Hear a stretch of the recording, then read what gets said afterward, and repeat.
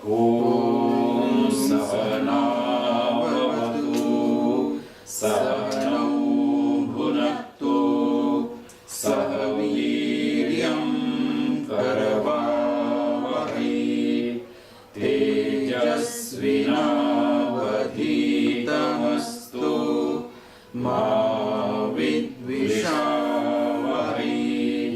ॐ शान्ति शान्ति शान्तिः।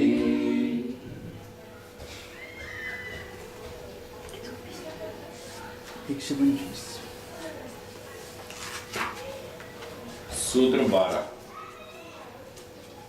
नंबर पृष्ठ 125।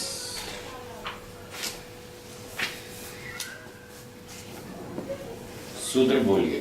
क्लेश मूलः कर्माशयो दृष्टादृष्ट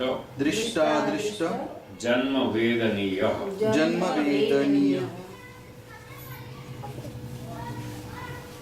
इस सूत्र में बताया है क्लेश मूला। क्लेश है मूल जिनका, जिसका। मूल मतलब कारण, क्लेश का मतलब 5 क्लेश जो हम पीछे पढ़ चुके हैं। अविद्या, अस्मिता, राग, द्वेष, अभिनिवेश, ये 5 क्लेश। ये 5 क्लेश मूल है जिसका, मतलब ये 5 क्लेश कारण है जिसका। वो कौन है? कर्माशय, कर्मों का समुदाय, कर्मों का भंडार। जो हम बहुत सारे कर्म करते रहते हैं उनका जो ढेर है, भंडार, बंडल, वो है कर्माशय। और वो कर्माशय जो क्लेशों से उत्पन्न हुआ है, क्लेश जिसका कारण है, अर्थात अविद्या से, राग द्वेष से प्रेरित होकर जो हमने कर्म किए, वो है क्लेश मूला कर्माशय। इसी को दूसरी भाषा में सकाम कर्म भी कहते हैं, क्योंकि ये सकाम कर्म भौतिक सुख भोगने के लिए किए जा रहे हैं। भौतिक सुख भोगने के लिए ये क्लेशों से प्रेरित होकर किए जा रहे हैं, क्योंकि उनमें राग है। भौतिक सुखों में राग है, कहीं किसी व्यक्ति में द्वेष है, किसी में राग है, किसी वस्तु में द्वेष है, किसी में राग है। और इस सारे राग द्वेष का मूल कारण अविद्या है। इस प्रकार से अविद्या, राग, द्वेष आदि से प्रेरित होकर जो कर्म हमने किए, वे सब सकाम कर्म हैं। उन्हीं सकाम कर्मों का जो बंडल है, जो समुदाय है, वह कर्म समुदाय दृष्ट जन्म और अदृष्ट जन्म में फल देने वाला होता है। मतलब उन कर्मों का फल दृष्ट जन्म में और अदृष्ट जन्म में भोगा जाता है, भोगना पड़ता है। दृष्ट का अर्थ है दिखने वाला। तो दृष्ट जन्म जो अभी दिख रहा है, यही जीवन, इसी जन्म में उसका फल मिल जाएगा कुछ कर्मों का। जिन कर्मों का फल इस जन्म में नहीं मिला, उनका अदृष्ट जन्मों में मिलेगा। अदृष्ट जो अभी नहीं दिख रहा है, इसके बाद आएगा दूसरा, तीसरा, चौथा, 5वां, 10वां, 20वां, 50वां। जो भविष्य में आने वाले जन्म हैं, उनका नाम है अदृष्ट जन्म। तो सार ये हुआ कि जो हम सकाम कर्म करते हैं, उन कर्मों का फल कुछ कर्मों का इस जन्म में मिल जाएगा और बाकी कर्मों का अगले जन्मों में मिलता रहेगा। जब जब जिसका अवसर आएगा, नंबर आएगा फल देने का, ईश्वर उसका फल देता रहेगा। ये इस सूत्र का अर्थ हुआ। ठीक है, स्पष्ट हो गया? चलिए भाष्य पढ़ते हैं। भाष्य हुआ था, भाष्य हो गया तो ठीक है, आगे चलो फिर। हाँ, तो सूत्रार्थ हो ही गया, आवृत्ति हो गई। अब आगे 13वां सूत्र पढ़ेंगे। बहुत बढ़िया सूत्र है, इसी कर्मफल से संबंधित है। तो सूत्र 13 बोलिए। सती मूले तद्विपाको जात्यायुर्भोगाः।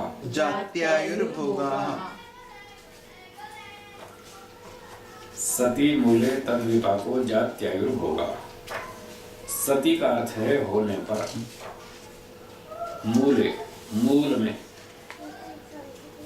मूल में विद्यमान होने पर, अर्थात जब हम ये कर्मों का फल भोगेंगे, दृष्ट अदृष्ट जन्म में जब इन कर्मों का फल भोगेंगे तो उस समय फल भोगते समय मूल रूप में वो 5 क्लेश विद्यमान होने चाहिए। 5 क्लेशों के विद्यमान होने पर तब हम इन सकाम कर्मों का फल भोग सकते हैं। यदि 5 क्लेश विद्यमान नहीं है और नष्ट हो गए तो फिर इनका फल आगे नहीं मिलेगा, फिर तो मोक्ष हो जाएगा। 5 क्लेश नष्ट हो गए तो मोक्ष हो जाएगा। पीछे भी कहा था ते प्रति प्रसव है या सूक्ष्म, पीछे 10वें सूत्र में था। जब ये 5 क्लेश नष्ट हो जाएंगे फिर तो मोक्ष ही हो जाएगा, फिर तो अगला जन्म होगा ही नहीं।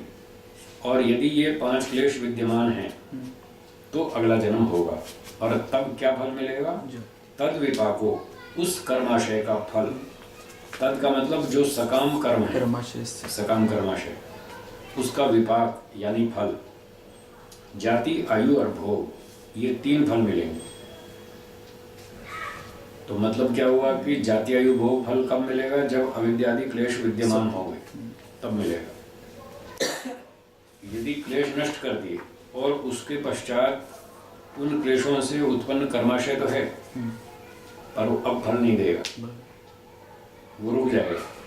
तब तक रुक जाएगा जब तक हम मोक्ष से वापस नहीं लौट आएंगे, तब तक वो रुका रहेगा। फिर लौटने के बाद फल देगा। ये बात इस सूत्र में कहना चाहते हैं। तो इसका भाष्य अच्छा है, लंबा चौड़ा है, इसको हम समझने का प्रयास करेंगे। तो थोड़ा थोड़ा मेरे पीछे बोलिए। सत्सु क्लेशेषु कर्माशयो विपाकारंभी भवति न उच्छिन्न क्लेशमूलः। बहुत अच्छे। तो अभी जो बात मैंने कही थी वही व्यास जी ने भाष्य में बताई। सत्सु क्लेशेषु, क्लेशों के विद्यमान होने पर ही कर्माशय, वो कर्माशय जो क्लेशों से उत्पन्न हुआ था, सकाम कर्माशय, विपाकारंभी भवति, फल को उत्पन्न करता है। न उच्छिन्न क्लेश मूला, जिस कर्माशय का क्लेश रूपी मूल उच्छिन्न हो गया, कट गया, नष्ट हो गया, खत्म हो गया, वो विपाकारंभी न होती, वो फल को उत्पन्न नहीं करेगा, वो रुक जाएगा। ठीक है। इस बात को समझाने के लिए आगे उदाहरण देते हैं व्यास जी महाराज। यथा तुषावनद्धाः शालितण्डुलाः अदग्धबीजभावाः प्ररोह समर्थाः भवन्ति। जैसे, यथा जैसे, तुषावनद्धाः, तुष कहते हैं वो छिलका, चावल के ऊपर छिलका होता है, ठीक है, तुष उसका नाम है। अवनद्ध माने उससे युक्त, छिलके से युक्त, जिस चावल पर छिलका अभी चढ़ा हुआ है, ऐसे चावल। शाली तंडुला, शाली नामक चावल। अदग्ध बीज भावा, जो अग्नि में जला नहीं दिए गए, दग्ध बीज जो जला दिए गए, अदग्ध जो जलाए नहीं, भुने नहीं, ऐसे चावल के बीज जिनको अग्नि में भुना नहीं गया और उन पर छिलका भी चढ़ा हुआ विद्यमान है, ऐसे चावल प्ररोह समर्था भवन्ति, वो आगे अंकुर उत्पन्न करने में समर्थ होते हैं। उनको बोएंगे तो अंकुर फूटेगा उन चावलों से। अल्लाह न अपनीत तुषा दग्ध बीज भावा। तो 2 पक्ष और बताए कि अपनीत तुषा न प्ररोह समर्था भवन्ति, जिनके छिलके उतार दिए गए चावलों के, अब वो आगे बोने पर भी अंकुर पैदा नहीं करेंगे, एक बार। अथवा दग्ध बीज भावा, अथवा जिन चावलों को भून दिया गया वो भी अंकुर पैदा नहीं करेंगे। तो दोनों स्थितियों में चावल अंकुर पैदा नहीं करेंगे। यदि उनके छिलके उतार दिए तो भी नहीं करेंगे, यदि उनको अग्नि में भून दिया तो भी नहीं करेंगे। तो 2 शर्तें हैं, भूनना भी नहीं और छिलका भी चढ़ा हो तो वो अंकुर उत्पन्न करेंगे, चावल। तथा तथा क्लेशावनद्धाः, क्लेशावनद्धः नद्धा एक वचन है, क्लेशावनद्धः क्लेशावनद्धः कर्माशयो कर्माशयो विपाकप्ररोही विपाकप्ररोही भवति। भवति। उसी तरह से क्लेशों से युक्त, वहाँ छिलके से युक्त था चावल, यहाँ क्लेशों से युक्त है। वहाँ चावल था, यहाँ कर्माशय। चावल पे छिलका चढ़ा हुआ था, यहाँ कर्माशय पे क्लेश चढ़े हुए, क्लेशों का छिलका सवार है इस पर। ऐसी स्थिति में वो कर्माशय विपाक प्ररोही भवति, वो फल को उत्पन्न करेगा। चावल ने वहाँ अंकुर को पैदा किया, यहाँ पर कर्माशय फल को उत्पन्न करेगा। दो पक्ष वहाँ निषेध किए थे, दो ही यहाँ निषेध करेंगे। आगे बढ़ते हैं। न अपनीत क्लेशो, न अपनीत क्लेशो, न प्रसंख्यान प्रसंख्यान दग्ध क्लेश दग्ध क्लेश बीज भावो बीज भावो वा इति। वा इति। तो अपनीत क्लेश कर्माशय विपाकारंभी न भवति। जिस कर्माशय से क्लेश रूपी छिलका हटा दिया गया, वो फल को उत्पन्न नहीं करेगा। जैसे चावल से छिलका हटा दिया गया तो अंकुर नहीं पैदा करेगा। ये जो क्लेश है ये छिलका है, छिलके के समान है। तो जिन कर्माशय का, जिन कर्मों का क्लेश रूपी छिलका हटा दिया गया, तो वो अब अगले जन्म को पैदा नहीं करेंगे, फल को उत्पन्न नहीं करेंगे। और न प्रसंख्यान दग्ध क्लेश बीज भावो वा इति।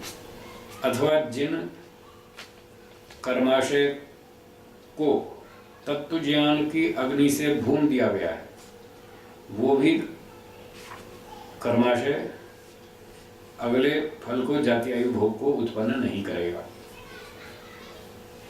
अब यहाँ दो बातें आई ना।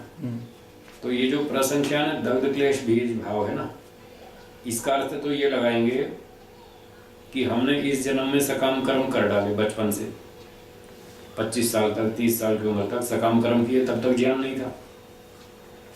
उसके बाद 30 साल में होश आया कि मोक्ष में जाना चाहिए, निष्काम कर्म करना चाहिए, सकाम कर्म बंद करो, अविद्या को हटाओ, विद्या को उत्पन्न करो, तत्व ज्ञान उत्पन्न करो, वैराग्य उत्पन्न करो, फिर वैराग्य से निष्काम कर्म करो। अब समझ में आ गया।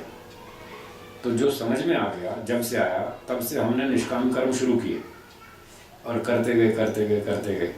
अब जो ये कर्म हो रहे हैं ये अपनीत क्लेश वाले हैं, इसमें क्लेश हटा दिया गया।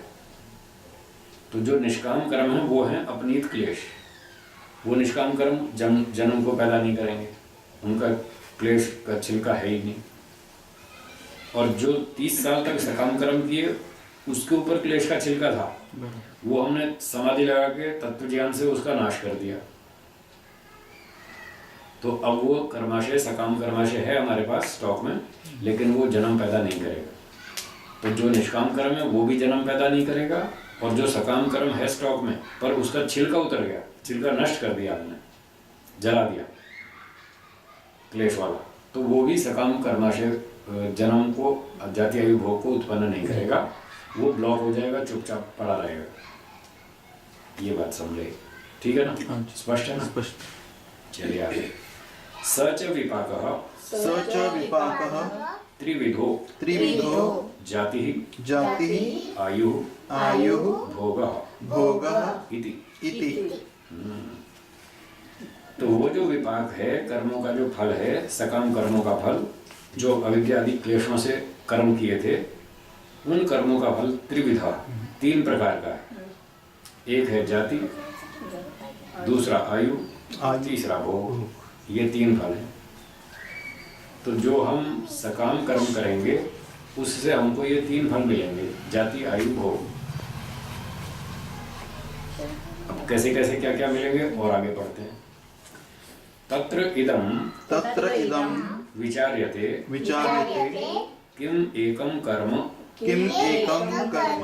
एकस्य जन्मनः कारणम् अथ एकम कर्म अनेकम जन्म आक्षिपति इति। ये 2 पक्ष हो गए। तत्र इदम विचार्यते, इस संबंध में ये विचार किया जाता है कि ये कर्म कैसे फल देंगे, क्या व्यवस्था रहेगी। उसमें पहला विचार ये है, किम एकम कर्म एकस्य जन्मनः कारणम, क्या एक कर्म एक जन्म का कारण है, अर्थात एक कर्म से एक जन्म मिलेगा। एक पक्ष, हमने 100 कर्म किए तो 100 जन्म, एक कर्म से एक जन्म, 100 कर्मों से 100 जन्म, क्या ये बात ठीक है? पहला पक्ष। अथवा दूसरा पक्ष, एकम कर्म अनेकम जन्म आक्षिपति, अथवा एक ही कर्म कई जन्मों को पैदा करेगा एक साथ। कर्म एक किया और जन्म इकट्ठे 10, गधे का भी, घोड़े का भी, बकरी का भी, मनुष्य का भी, एक साथ 10 जन्म इकट्ठे। ये दूसरा पक्ष। पहले पक्ष में एक कर्म से एक ही जन्म, मनुष्य का या गधे का या पशु का, पक्षी का, कोई भी एक कर्म से एक ही जन्म, पहला पक्ष। दूसरा, कर्म एक और जन्म इकट्ठे 10, 8, 10, 12 इकट्ठे, एक ही कर्म से 10 जन्म इकट्ठे, ये दूसरा पक्ष। ये युगपत है या? हाँ, युगपत भी हो सकता है। अच्छा, ये भी हो सकता है, किम एकम कर्म अनेकम जन्म निर्वर्तयति। अच्छा, इसको युगपत मान लेते हैं थोड़ी देर के लिए, आगे फिर सोचते हैं। मतलब एक साथ 10 जन्म।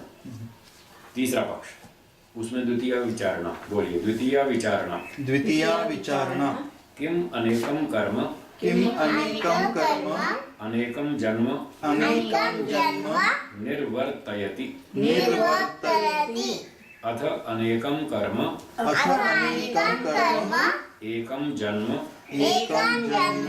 निर्वर्तयति इति। अब दूसरी विचारणा में फिर 2 पक्ष हैं। उनमें पहला पक्ष है कि किम अनेकम कर्म अनेकम जन्म निर्वर्तयति, क्या अनेक कर्म अनेक जन्मों को पैदा करते हैं। तो यहाँ इसको मान लेते हैं युगपत। इसको युगपत मान लेते हैं, उसमें बारी बारी से एक कर्म से 50 जन्म, ये दूसरा पक्ष हो गया। पहला पक्ष एक कर्म से एक जन्म, दूसरा पक्ष एक कर्म से 20, 30, 50 जन्म, बारी बारी से। तीसरा पक्ष, अनेकम कर्म अनेकम जन्म निर्वर्तयति, 100 कर्म इकट्ठे 20-50 जन्मों को एट ए टाइम पैदा कर देंगे। 100 कर्म इकट्ठे 20 जन्मों को एट ए टाइम इकट्ठा युगपत पैदा कर देंगे, ये तीसरा पक्ष। चौथा, अथ अनेकम कर्म एकम जन्म निर्वर्तयति, अथवा अनेक कर्म 100 कर्म मिलकर के एक जन्म को पैदा करेंगे। एक बंडल 100 कर्मों का एक जन्म को पैदा करेगा, ये चौथा पक्ष हुआ। ये 4 पक्ष रखे हैं। अब इसमें देखते हैं कौन सा क्या ठीक है। न तावत एकम कर्म एकस्य जन्मनः कारणम। तो 4 पक्षों में जो पहला पक्ष था कि एक कर्म से एक जन्म, उसका उत्तर देते हैं, तावद एकम कर्म एकस्य जन्मनः कारणम न। एक कर्म एक जन्म का कारण नहीं हो सकता। ऐसा उचित नहीं है कि एक कर्म से एक जन्म, 100 कर्म किए तो बारी बारी से 100 कर्म, ऐसा नहीं, ठीक नहीं है। कारण क्या है? कस्मात् अनादिकाल प्रचितस्य असंख्येयस्य अवशिष्ट कर्मणः सांप्रतिकस्य च फलक्रम अनियमात् अनाश्वासो लोकस्य प्रसक्तः। कहते हैं ऐसा मानना क्यों अनुचित है कि एक कर्म से एक जन्म मान लिया जाए। ऐसा मानना क्यों अनुचित है? इसलिए अनुचित है कि अनादिकाल प्रचितस्य, अनादिकाल से जो हमने इकट्ठे किए हैं, प्रचित माने संग्रहित, जो संग्रह किया कर्मों का अनादिकाल से चले आ रहे हैं, अनादिकाल से संग्रहित किए हुए असंख्येयस्य, ढेरों हजारों लाखों कर्म हमारे कितने जन्मों से इकट्ठे होते आ रहे हैं, तो इतने सारे लाखों कर्म पड़े हैं। ऐसे सारे कर्मों का अवशिष्ट कर्मणः, जो बचे हुए कर्म हैं, पीछे लाखों कर्म स्टॉक में पड़े, उनका नंबर कब आएगा? यदि एक कर्म से एक जन्म मिलेगा तो हम एक ही जन्म में कितने हजारों कर्म और कर डालें, और फिर अगला जन्म भी फिर एक कर्म से ही मिलेगा। तो इतना बंडल जमा होता जाएगा, सारे का फल भोगने का नंबर ही नहीं आएगा। तो एक तो पिछले स्टॉक में जो कर्म पड़े उनके फल भोगने का नंबर नहीं आएगा, और दूसरा सांप्रतिकस्य च, और जो वर्तमान में इस जीवन में हम हजारों कर्म कर रहे हैं रोज, सारे जीवन में मिल मिला के हजारों लाखों हो जाएंगे, तो इनका नंबर कब आएगा फल भोगने का? वो भी नहीं आएगा। ऐसे नहीं। तो इस प्रकार से सांप्रतिकस्य च फल क्रम अनियमात, उनके फल का क्रम ही नहीं आ पाएगा, उनके फल भोगने का नंबर ही नहीं आ पाएगा। इस कारण से लोकस्य अनाश्वासो प्रसक्तः, कर्म फल में जनता का अविश्वास हो जाएगा। वो शंका हो जाएगी पता नहीं कब नंबर आएगा, पता नहीं मिलेगा नहीं मिलेगा। ये इसलिए बात ये तो गड़बड़ है, ये जची नहीं बात कि एक कर्म से एक जन्म मिले, ये बात ठीक नहीं है।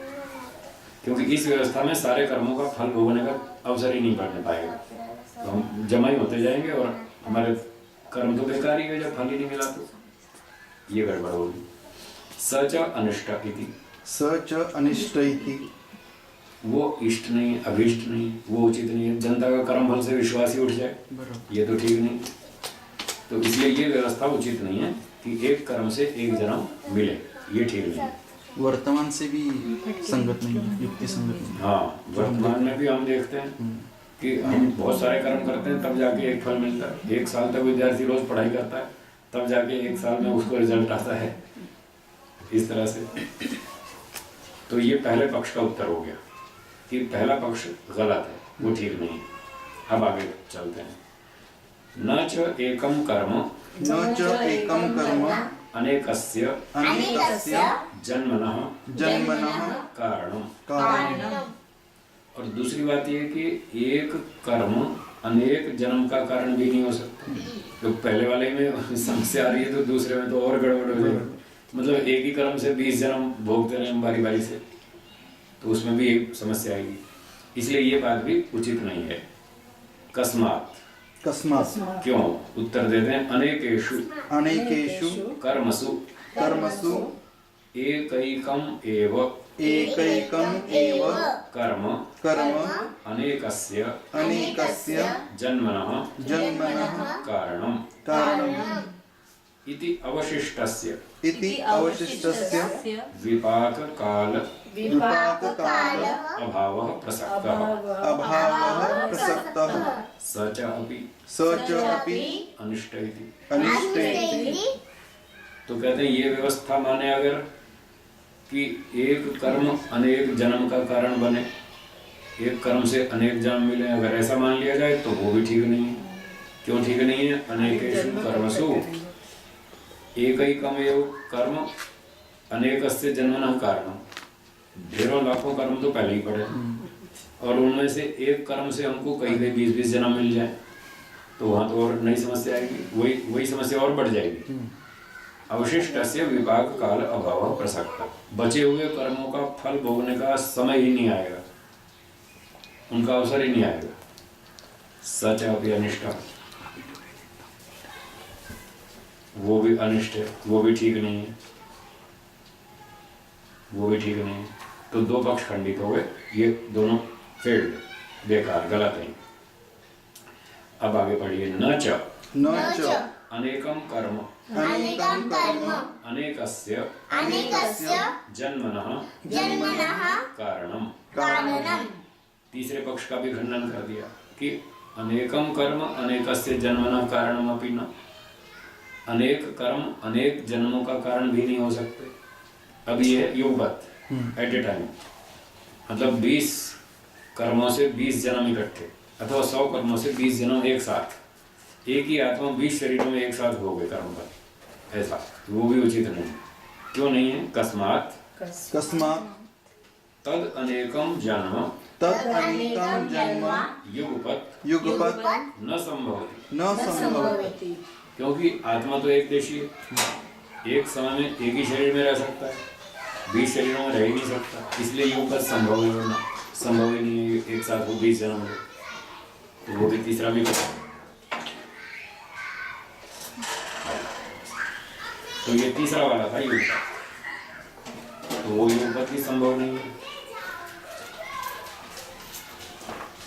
ठीक है जी। ओम। क्रमेणैव वाच्यम, क्रमेणैव वाच्यम। क्रम से ही कहना चाहिए। एट ए टाइम तो नहीं हो सकते, एक आत्मा 20 शरीरों में एक साथ रह नहीं सकता, वो एक देशी है।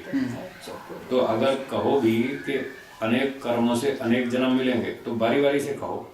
अगर कहना ही हो तो बारी बारी से कहो। बराबर। और यदि बारी बारी से कहेंगे तो तथा च पूर्व दोषानुषंग, पूर्व दोषानुसंग। तो ऐसे बारी बारी से कहेंगे तो फिर पहले वाला दोष तो फिर आएगा ही आएगा, वो सारे कर्मों का फल भोगने का नंबर नहीं आएगा। इसलिए ये सारे तीनों पक्ष खराब है, तीनों पक्ष गलत हैं, तीनों फेल्ड, बस एक चौथा बच गया। तो परिशेष न्याय से 4 पक्ष थे, उसमें से 3 फेल हो गए तो चौथा अपने आप सिद्ध हो गया। उस चौथे की सिद्धि अब आगे देखते हैं। तस्मात् जन्म प्रायणांतरे कृतः पुण्य अपुण्य कर्माशय प्रचयो विचित्रः प्रधान उपसर्जन भावेन अवस्थितः प्रायण अभिव्यक्तः एक प्रघट्टकेन मिलित्वा मरणं प्रसाद्य सम्मूर्छितः एकमेव जन्म करोति। तस्माद् एकमेव जन्म करोति। इसलिए अनेक कर्मों का बंडल इकट्ठा ढेर मिलकर के, चौथा पक्ष था ना, अनेक कर्म मिलकर एक जन्म को पैदा करें, तो यही पक्ष ठीक है कि अनेक कर्म मिलकर के एक ही जन्म को उत्पन्न करेंगे, यही चौथा पक्ष ठीक है। और वो कैसे करेंगे उसकी व्याख्या इस पंक्ति में है। अब पंक्ति के शब्द देखिए। तस्मात् इसलिए जन्म प्रायण अंतरे, जन्म प्रायण का मतलब मृत्यु, जन्म और मृत्यु के बीच में, अंतरे बीच में, जन्म से लेके मरने के बीच के काल में, कृतः जो किया गया, पुण्य अपुण्य कर्माशय प्रचय, पुण्य और पाप कर्मों का जो संग्रह है, कर्मों के ढेर का जो संग्रह हमने इकट्ठा किया सारे जीवन में, मान लो पूरे जीवन में हमने 20,000 कर्म कर डाले पूरे जीवन में। प्रायण यानी मरण, प्रायण माने मृत्यु, जन्म से लेकर मरण तक, जन्म से लेकर मृत्यु के बीच में, अंतरे बीच में, इस सारे काल में, पीरियड में जो हमने पुण्य और पाप कर्माशय का संग्रह किया वो हो गया प्रचया। विचित्र, वो बड़ा विचित्र है। हर रोज हम एक जैसे काम नहीं करते, कभी कैसा करते हैं, कभी कैसा करते हैं, कभी शांति से रहते हैं, कभी गुस्सा करते हैं, कभी झगड़ा करते हैं, कभी प्रेम से रहते हैं, त्रिगुण में रहते हैं। हाँ, कभी न्याय से चलते हैं, कभी अन्याय हो जाता है, कभी सच बोलते हैं, कभी झूठ बोलते हैं, कभी ईमानदारी से चलते हैं, कभी हेरा फेरी करते हैं। तो सब तरह के पाप पुण्य चलते रहते हैं। तो सब प्रकार के जो पाप पुण्य का कर्माशय है जो हमने संग्रहित किया है पूरे जीवन भर में, वो बड़ा विचित्र है। एक दिन में भी सुबह से रात तक हमारा स्तर एक जैसा नहीं रहता। सुबह कैसा होता है, 10 बजे कैसा होता है, 12 बजे कैसा होता है, शाम को 4 बजे और बदलता है, फिर शाम के 6-7 बजे और बदल जाता है, रात को सोते तक पता नहीं और क्या क्या हो जाता है। दिन भर में भी हम बहुत सारा स्तर बदलते रहते हैं और अच्छे बुरे ऊंचे नीचे कर्म करते रहते हैं। इस प्रकार से वो सारा विचित्र कर्माशय, अलग अलग प्रकार के कर्मों का भंडार, वो क्या करता है, प्रधान उपसर्जन भावेन अवस्थिता। प्रधान का अर्थ है मुख्य, उपसर्जन का अर्थ है गौण। मुख्य और गौण भाव से वो उपस्थित हो गया, मतलब उसमें से कुछ कर्म मुख्य हो गए, कुछ कर्म गौण हो गए। मुख्य कर्म वो हैं जो आपस में मिलते जुलते हैं, जिनका तालमेल है, और गौण वो है जिनका आपस में तालमेल नहीं है, उससे मैच नहीं करते। तो जो मैच नहीं करते वो गौण हो गए, जो आपस में मैच करते हैं वो मुख्य हो गए। एक आदमी ने 40-50 साल तक रोज हवन किया, अब ये सारे उसके मैचिंग कर्म है, रोज के एक जैसे कर्म है, रोज के ये मैच करते हैं। और फिर उसने इस 50 साल में हवन तो रोज किया, ये तो मैच कर रहे हैं। अब कभी कभी झूठ भी बोल दिया दिन में उसी व्यक्ति ने, जो रोज हवन करता था, रोज ध्यान करता था, और दिन में कभी कभी झूठ बोल दिया, कभी किसी को ऐसे बहका दिया, किसी की खिल्ली उड़ा दी, मजाक उड़ा दिया। अब वो इससे मैच नहीं करता, वो अलग टाइप का कर्म है। तो इस प्रकार से जो मैच नहीं करते वो उपसर्जन हो गए, गौण हो गए। जो आपस में मैच करते हैं, मिलते जुलते हैं, वो मुख्य हो गए, उसका नाम है प्रधान। तो इस रूप में अवस्थित ये विद्यमान कर्माशय प्रायण अभिव्यक्त मृत्यु से ये प्रकट होता है। ये हमारा कर्माशय मृत्यु होती है ना, तब ये प्रकट होता है कि हमने जीवन भर में कैसे कर्म किए। इसके दो अर्थ समझने चाहिए अभिव्यक्ता। एक तो ऐसा बताते हैं कि जो स्वाभाविक मृत्यु मरते हैं लोग वृद्धावस्था में बूढ़े होकर, तो उनको मरने से पहले पूरे जीवन के कर्मों की पिक्चर घूमती है। उनको सारा बचपन से लेकर अब तक का पूरे जीवन का याद आता है कि मैंने बचपन में कैसे कैसे कर्म किए, जवानी में कैसे किए, प्रौढ़ावस्था में कैसे किए और अब बुढ़ापे में कैसे किए। एक पूरी रील घूम जाती है, ऐसा कई लोग बताते हैं। होती होगी, अभी हमने तो मर के देखा नहीं, हमें पता नहीं, अभी हम बूढ़े भी नहीं हुए। हमारा आया टाइम आया होता तो शायद हम भी समझ लेते कि हाँ ऐसा होता है। तो अभी हमारा समय तो आया नहीं, इसलिए हमें प्रत्यक्ष तो है नहीं, सुनी सुनाई बात है। तो कुछ लोग कहते हैं मरने के समय, मरने से पहले उसको पूरे जीवन की रील दिखती है कर्मों की, मैंने क्या क्या किया। तो जिसने अच्छे काम किए होते हैं वो बहुत शांति से मरता है, कोई चिंता नहीं, कोई टेंशन नहीं, बहुत मज़े से मरेंगे, भगवान के सामने सर ऊंचा करके जाएंगे, हमने अच्छे काम किए, कोई टेंशन नहीं। अगला जन्म कैसा मिलेगा, बहुत अच्छा मिलेगा, हमने बड़े अच्छे काम किए, मस्ती से शांति से मरेंगे। तो मृत्यु से उसका कर्मों का पता चलता है, अभिव्यक्त होता है उसका पूरा कर्माशय कि जीवन भर इसने किस तरह के कर्म किए। और जो मरने के समय रोता है, कहता है हे भगवान सारा जीवन खो दिया, कुछ कमाया नहीं, अब उसको रोना आता है। तो दूसरे लोग भी कहते हैं अच्छा तू मरते समय तो राम का नाम बोल, मरते समय तो शिव जी बोल, कोई तो ओम का नाम बोल, कोई तो भगवान का नाम बोल। उससे जबरदस्ती बुलवाते हैं राम राम बोल, ताकि कुछ तो पुण्य कमा के मर, ऐसे बुरे काम कर करके जा रहा है, कुछ तो अच्छा कर्म भी लेके जा। तो इस तरह से मरते समय वो कर्माशय उसका व्यक्त होता है, उसको खुद भी पता चलता है। एक अर्थ ये हुआ। इसका दूसरा अर्थ है जब उसकी मृत्यु हो जाती है, अब उसकी शव यात्रा चलती है। तो शव यात्रा में जो लोग शामिल होते हैं वो पीछे पीछे बातें करते हैं। अगर उसे अच्छे काम किए उसने तो लोग कहते हैं वो बहुत बुरा हुआ, इतना अच्छा आदमी चला गया। भगवान को भी अच्छे लोगों की जरूरत है, वो अच्छे लोगों को जल्दी बुला लेता है अपने पास। ऐसे ऐसे बोलते हैं लोग, जैसे उनकी मान्यता ऐसा बोलते हैं। भगवान कोई बुलाता नहीं, उसको कोई अपने बर्तन थोड़ी मनवाने, कि उसके बाद आज नौकर छुट्टी हुई तो इसको बुला लो भाई, मेरे बर्तन साफ कर देगा। ऐसा नहीं, तो ऐसे लोग बोलते रहते हैं। परंतु जो लोग ऐसा बोलते हैं मरने पर कि ओहो बेचारा बहुत अच्छा आदमी था, बहुत सेवा कर गया देश की, बड़े अच्छे काम किए, पुण्य किया, गरीबों की सहायता की, ओहो देश का बड़ा नुकसान हुआ, ऐसा आदमी चला गया। तो इससे पता चल रहा है उसके कर्म कैसे थे। मरने पर उसके कर्मों का अभिव्यक्ति होती है, जनता खुद बोलती है कि ये कैसा आदमी था। और कोई दुष्ट मरे तो दुनिया कहती है अच्छा हुआ जान छूटी, पीछा छूटा, परेशान कर रखा था लोगों को, है कई दिन से 5 साल से तंग कर रखा था, अच्छा है जान छूटी। तो उसके मरने से पता चलता है उसके कर्म कैसे थे। तो लोग अगर कहते हैं कि अच्छा हुआ जान छूटी, तो मतलब उसके कर्म अच्छे नहीं थे, तभी तो लोग कह रहे हैं ना जान छूटी।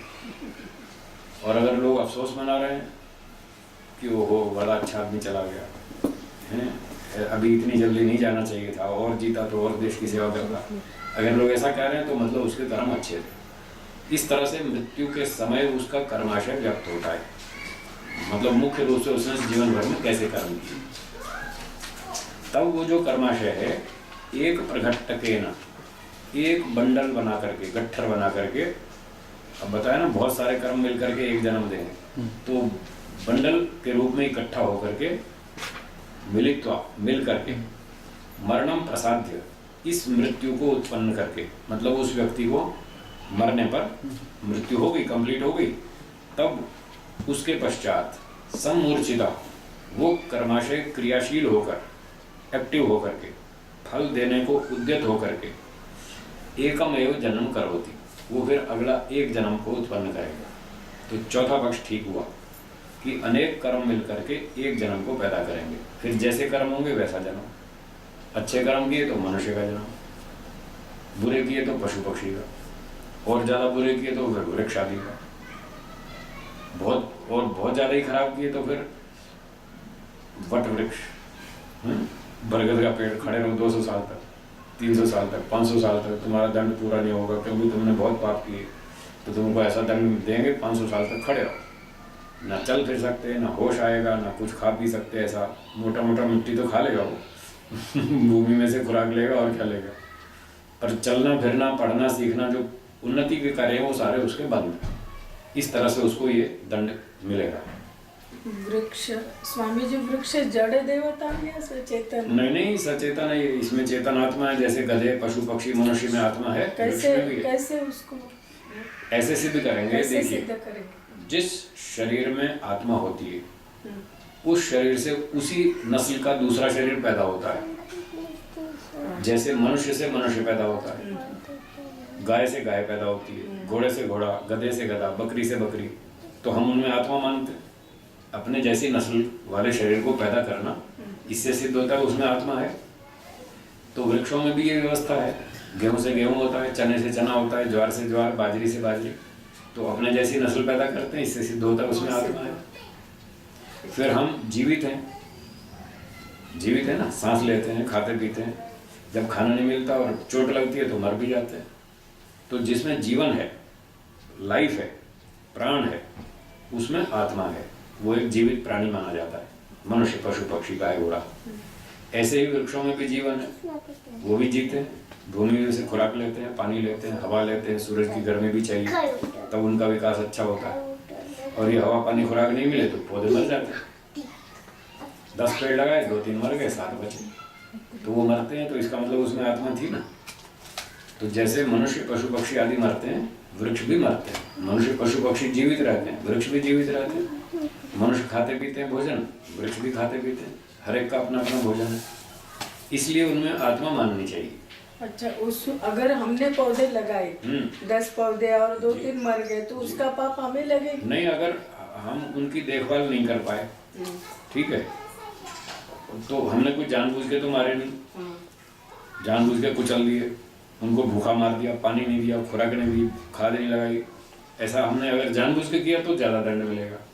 और हमने तो उनकी सेवा तो बराबर की, और हम समझ ही नहीं पाए कि ये 3 पौधे क्यों मर गए।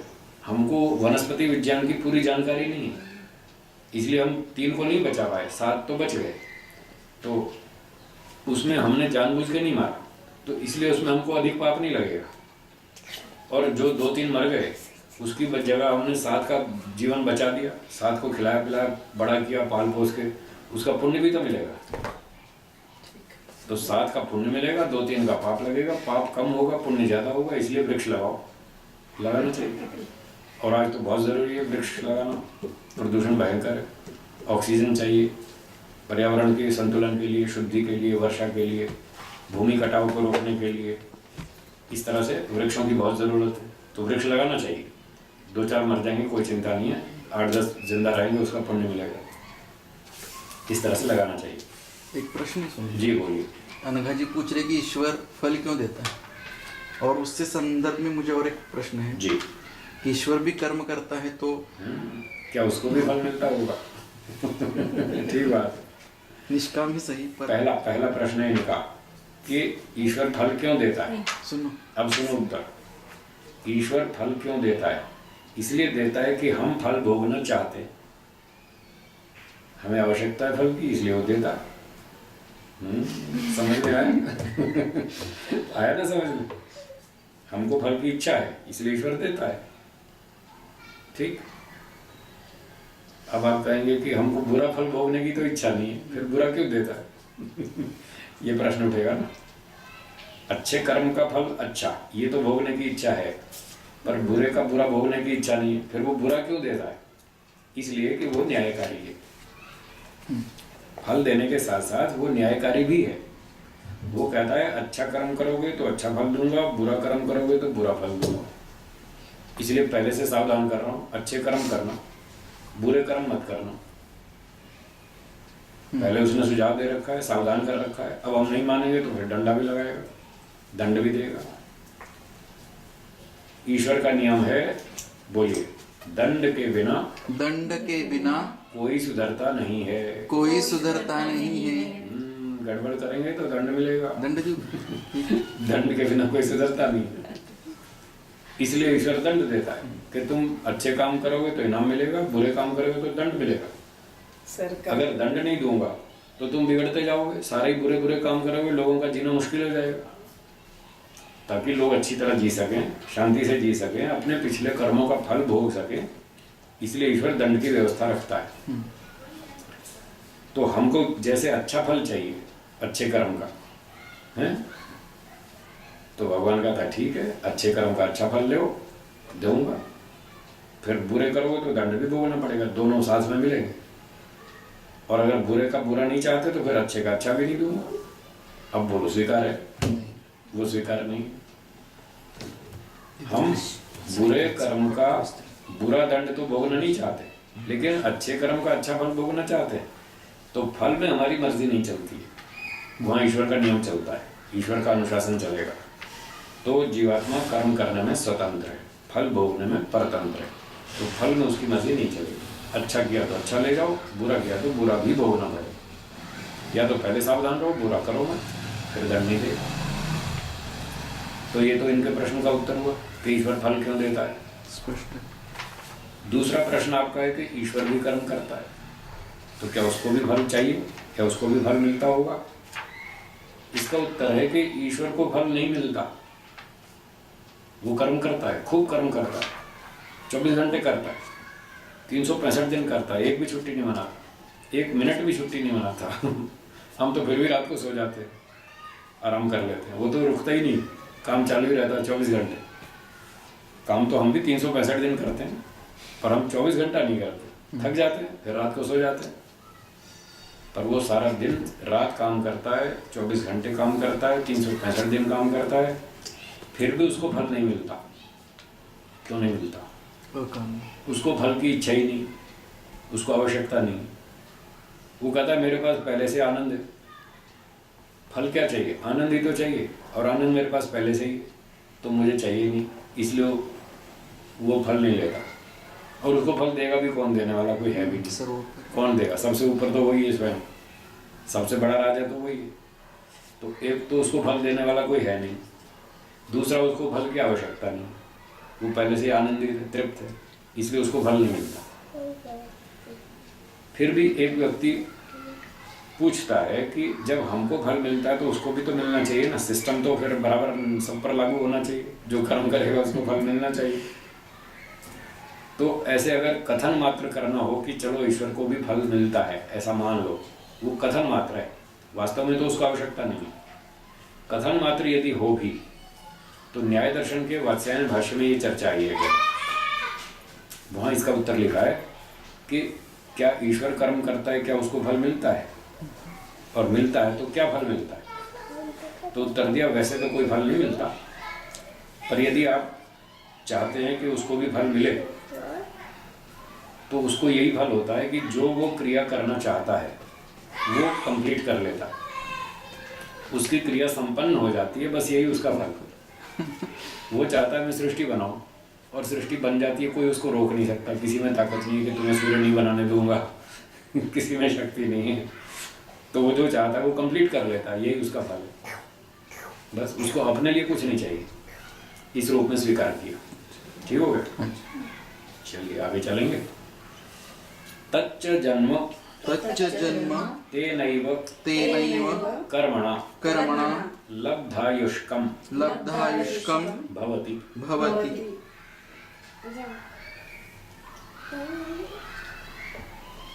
पिछली पंक्ति में ये कहा था कि वो जो अनेक कर्मों का बंडल है वो मिलकर के एक गट्ठर के रूप में मिलकर के एक जन्म को पैदा करता है।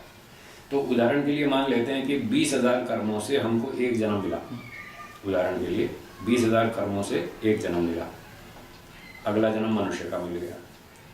तो कहते हैं तच्च जन्म, वो जो 20,000 कर्मों का फल जन्म के रूप में मिला, तेनैव कर्मणा लब्धायुष्कम भवति, उन्हीं 20,000 कर्मों से ही उसको आयु भी मिलती है।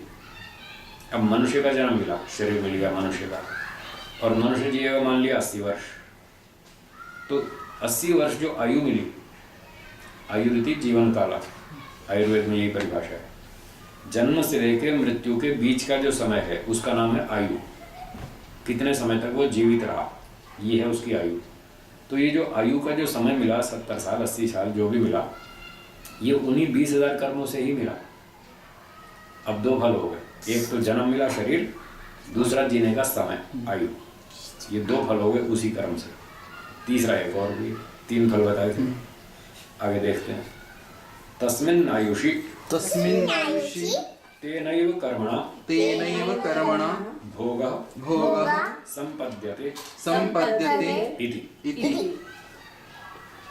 अब तस्मिन् आयुषि, उस 80 वर्ष की आयु में, ये 80 वर्ष की आयु हम एक मोटी कल्पना कर रहे हैं, रफ कैलकुलेशन, इस तरह से समझ लें कि जन्म के समय ईश्वर ने शरीर में इतनी शक्ति भर दी कि वो 80 साल तक चल जाएगा। ये है आयु। आयु कोई दिनों में निश्चित नहीं है, कोई वर्षों में निश्चित नहीं है, कोई श्वासों में निश्चित नहीं है, कोई प्राणों पर निश्चित नहीं है। वो ऐसी कोई निश्चित नहीं है कि इतने साल से पहले मर ही नहीं सकता, ऐसा नहीं है। लोगों को बहुत भ्रांति है, वो इसी सूत्र को लेके जाति आयु होगा। बस देखो, योग दर्शन में लिखा है जाति आयु भोग मिलता है, कर्मों का फल है, उसकी आयु निश्चित है। ऐसे निश्चित अपने आप थोप देते, निश्चित कहीं नहीं लिखी। इसमें तो ये बताया है कि पिछले 20,000 कर्मों से आपको आयु मिली, पर वो आयु का मतलब ये समझना है कि शरीर में ईश्वर ने इतनी शक्ति भर दी कि वो लगभग 80 वर्ष तक जी पाएगा। 80 वर्ष तक वो शक्ति चलती रहेगी। 80 साल के बाद वो खत्म हो जाएगी, तब उसकी मृत्यु हो जाएगी। तो ये जो 80 वर्ष तक जीने की क्षमता है, जो वो शक्ति भरी, वो है आयु। अब उदाहरण के लिए हम एक घड़ी लाए खरीदने, हमने पूछा जी घड़ी कितने की, बोले 5,000 की। अच्छा, इतनी महंगी? हाँ हाँ। अच्छा, कोई गारंटी भी है इसकी? बोले हाँ गारंटी है। कितनी गारंटी? 10 वर्ष की। 10 साल तक घड़ी चलेगी ठीक ठाक, कंडीशन अप्लाइड। कंडीशंस हैं। आप इस पर हथौड़ा मारोगे तो कोई गारंटी नहीं है 1 सेकंड की भी। हाँ, हथौड़ा नहीं मारना, इसको सड़क पे नहीं रख देना, ट्रक के नीचे नहीं तोड़ मत देना, रेल की पटरी पे नहीं रखना, संभाल के रखो। धूप से बचाओ, पानी से बचाओ, चोट से बचाओ, और अच्छी तरह इस्तेमाल करो, सुरक्षित 10 साल चलेगी। दूसरी घड़ी खरीदी, हाँ जी ये घड़ी कितने की? ये 1200 रुपये की। इसकी गारंटी है? बोले है। कितनी गारंटी? 2 साल की। पर इसकी 2 साल की, उसकी 10 साल की। इतना फर्क क्यों? एक घड़ी की 2 साल की गारंटी, एक घड़ी की 10 साल की गारंटी। कंडीशन तो दोनों पर अप्लाई होती है। हथौड़ा मारोगे तो कोई भी टूट जाएगी, लेकिन एक घड़ी 2 साल चलेगी, एक घड़ी 10 साल चलेगी। कारण क्या? उनके पुर्जों में शक्ति कम अधिक है। जिस घड़ी के पुर्जे कमजोर हैं उसकी गारंटी 2 वर्ष की, जिसके पुर्जे मजबूत हैं उसकी 10 साल की। तो पता चला कि पुर्जों में जितनी मजबूती है, जितनी शक्ति है, उस हिसाब से उसकी गारंटी है, वो है उसकी आयु। तो जो 2 साल चलेगी उसकी आयु 2 साल, जिसकी 2 साल की गारंटी वो 2 साल चलेगी, उसकी आयु 2 वर्ष, जिसकी 10 साल की गारंटी उसकी आयु 10 वर्ष। पर ऐसा नहीं है कि 2 साल पूरा होते ही घड़ी में विस्फोट हो जाएगा। ऐसा भी नहीं, ब्लास्ट हो जाएगा और टूट जाएगी, ऐसा नहीं। अगर आप उसको अच्छी तरह से चलाएंगे, ढंग से मेंटेन करेंगे तो 2 साल की 2.5 साल भी चलेगी, 3 साल भी चलेगी। उसकी आयु को बढ़ाना हमारे हाथ में। अच्छी तरह मेंटेन करो, वेल यूज़ करो, 2 का 3 साल भी चलेगी, और रफ यूज़ करोगे 2 का 1.5 साल भी चलेगी, 1 साल भी चलेगी। वो तो आयु घटाना बढ़ाना हमारे हाथ में। किस तरह से हम उसका उपयोग करते हैं, कितनी सावधानी से प्रयोग करते हैं, इस बात पर आधारित है उसकी आयु कितनी। तो 2 साल जो गारंटी है वो एक सामान्य गारंटी है, सामान्य आयु कि जितनी पुर्जों की मजबूती है इसमें, और एक सामान्य ढंग से यदि इसका उपयोग किया जाए तो ये 2 साल तक ठीक चलेगी। पर यदि इसको अच्छी तरह सुरक्षित ढंग से प्रयोग करेंगे तो इसकी आयु बढ़ भी सकती है, तो बढ़ाई भी जा सकती है, शरीर का ऐसे और घटाई भी जा सकती है। तो शरीर भी ऐसा ही है। अब एक आप मोबाइल फ़ोन खरीद लाए, उसमें एक बैटरी है और वो रिचार्जेबल है। अगर हम उसको एक सामान्य प्रयोग से चलाते हैं मोबाइल को, तो उसकी बैटरी 1 साल चलती है, ठीक है। एक नॉर्मल यूज़ करते हैं मतलब आप 2 घंटा यूज़ करते हैं हर रोज़, तो इस इतने प्रयोग करने से उसकी बैटरी 1 साल तक ठीक चलती है। अगर उसकी बैटरी को कोई 4 घंटे रोज़ चलाए तो वो 6 महीने में ख़त्म हो जाएगी। अधिक प्रयोग किया ना, तो चार्ज तो हम करते रहेंगे, पर बार बार खर्च करेंगे, जल्दी जल्दी चार्ज करेंगे, जल्दी जल्दी खर्च करेंगे, तो आयु घटेगी उसकी। और अगर कोई व्यक्ति रोज़ 1 घंटा ही खर्च करे, बैटरी यूज़ करे, तो उसकी बैटरी 1 साल से अधिक भी चलेगी, 1.5 साल भी चलेगी। तो 1 वर्ष की जो बैटरी की गारंटी दी गई है वो सामान्य परिस्थितियों में, बाकी प्रयोग से उसकी आयु घटाई बढ़ाई जा सकती है। तो ईश्वर ने जो हमें 80 साल की जो जीने की गारंटी दी है, वो इतनी एनर्जी, शक्ति भर दी है शरीर में कि सामान्य परिस्थितियों में ये 80 साल तक चल जाएगा शरीर। जैसे घड़ी 10 साल चलेगी, वो सामान्य गारंटी है। कंडीशन सप्लाई, आप यहाँ जहर पी लोगे तो कोई गारंटी नहीं, आप ट्रेन के आगे खड़े हो जाओगे तो कोई गारंटी नहीं, ट्रक आ रहा है सड़क पे उसके आगे खड़े हो जाओ तो कोई गारंटी नहीं, खामखा नदी में कूद के मरोगे तो कोई गारंटी नहीं। दुर्घटनाओं से बचते रहिए, दिनचर्या ठीक ठाक रखिए, खाना पीना नॉर्मल रखिए, तो 80 साल तक ये शरीर चलेगा। तो खाते रहेंगे, इसमें नई बैटरी से चार्जिंग होती रहेगी, नया भोजन खाएंगे, नई शक्ति बनती रहेगी, तो ये आयु हमारी 80 साल तक चलेगी। अब जैसे हमने घड़ी की आयु 10 साल से 12 साल बढ़ा ली, अच्छी तरह सुरक्षित प्रयोग किया तो आयु बढ़ गई। मोबाइल बैटरी अच्छे ढंग से प्रयोग की तो उसकी 1 वर्ष की बजाय 1.5 वर्ष चली, बैटरी आयु बढ़ा ली। इसी तरह से इस शरीर की आयु भी बढ़ाई जा सकती है। रात को जल्दी सोना, सुबह जल्दी उठना, ये सब वृत्ति में सब लिखा है आयुर्वेद में, ठीक है ना। जल्दी सो, जल्दी उठो, व्यायाम करो, खान पान में संयम रखो, शाकाहारी भोजन खाओ, शुद्ध सात्विक भोजन खाओ और ब्रह्मचर्य का पालन करो, मन इंद्रियों पर संयम रखो, अच्छे काम करो, यज्ञ करो, ध्यान करो, समाज की सेवा करो, परोपकार करो, मन का चिंतन शुद्ध रखो, वाणी अच्छी बोलो, व्यवहार अच्छा रखो, लड़ाई झगड़ा मत करो, आपकी आयु बढ़ जाएगी, 20 साल और बढ़ जाएगी, तो 100 साल खींच लेंगे। जैसे घड़ी की आयु 2 साल बढ़ा ली, शरीर की आयु 20 साल बढ़ा लेंगे, 100 वर्ष तक जिएंगे। तो जो 80 साल आयु मिली थी वो पिछले जन्म के 20,000 कर्मों से थी, और इस जन्म के जो नए कर्म करेंगे उससे 20 वर्ष आयु और बढ़ जाएगी, और 80 और 20 100 साल जी लेंगे। जैसे पिछले सूत्र में कहा था, दृष्ट जन्म वेदनीय, कुछ कर्मों का फल इसी जन्म में मिलेगा। तो ये व्यायाम करना, ब्रह्मचर्य का पालन करना, संयम से जीना, इससे हमारे इन कर्मों का फल इसी जन्म में मिल जाएगा और 20 साल आयु बढ़ जाएगी। और इसके विपरीत हम आयु घटा भी सकते हैं। जैसे बैटरी को रफ यूज़ करेंगे तो जल्दी नष्ट हो जाएगी, तो शरीर का हम रफ यूज़ करेंगे तो जल्दी नष्ट हो जाएगा। शराब पीना, अंडे खाना, मांस खाना, व्यभिचार करना, रात को देर तक जागना, सुबह देर तक सोते रहना, और गुटखा मसाला खाना, बीड़ी सिगरेट पीना, और प्रदूषण वाले इलाकों में रहना, कुछ व्यायाम नहीं करना, आलसी बन के पड़े रहना, तो आयु घट जाएगी, जल्दी रोगी हो जाएंगे, जल्दी मर जाएगा। तो 80 का 60 में ही शांति पाठ हो जाएगा। 20 साल पहले ही खत्म हो जाएगा। शांति पाठ ही है ना, और क्या। कार्यक्रम के अंत में शांति पाठ करते हैं, तो शरीर का अंत हो गया तो शांति पाठ हो गया। इस तरह से आयु को बढ़ाया जा सकता है, आयु को घटाया भी जा सकता है। और जैसे घड़ी पे हथौड़ा मारो तो तुरंत नष्ट हो सकती है, ऐसे ही शरीर को ट्रक के आगे खड़ा कर दो तो तुरंत नष्ट हो जाएगा। तो इस तरह से अपने हाथ में इसको बढ़ाना घटाना, आयु को इस तरह से, ये फ्लेक्सिबल है बहुत। पर जो 80 साल तक जीने की क्षमता ईश्वर ने भर दी जन्म के समय, वो उन 20,000 कर्मों का फल है, उन्हीं कर्मों से ये आयु मिली। इस पंक्ति में ये बात बताई। ठीक, एक प्रश्न। हाँ बोलिए। ये जो पिछले वाक्य में अभिव्यक्त है, तो हमने 2 अर्थ किए थे, एक तो उस आत्मा को अभिव्यक्त होता है अथवा दूसरी आत्माओं को। हाँ। तो इसका अर्थ और भी ईश्वर को अभिव्यक्त होता है, ऐसा ले सकते हैं? कैसे मतलब ईश्वर को क्या अभिव्यक्त होगा? क्योंकि ईश्वर को तो पता नहीं ना भविष्य का, तो जब तक वो मरेगा नहीं तब तक ठीक से मरने के समय, जब मरने वाला है उससे 2 घंटे 4 घंटे पहले, उस समय वो अंतिम उसका कर्माशय व्याप्त होता है, अंतिम कर्म जो करेगा वो, जो हाँ बस वो उस समय मरने की हालत है उसकी। बोलना बंद हो गया, आँख से दिखना बंद हो गया, कान से सुनना बंद हो गया, तो ये मरने के लक्षण है। आयुर्वेद में सब अरिष्ट लक्षण लिखे, मरने के लक्षण। अब सुनता भी नहीं, बोलता भी नहीं, दिखता भी नहीं, बस चुपचाप पड़ा है, सब बंद है तो थोड़े 2 घंटे 4 घंटे, 1 दिन में 2 दिन में मर जाएगा, उसके वो लक्षण होते हैं। तो ये जो प्रायण अभिव्यक्त है, ये वही 2 अर्थ लेना उचित है।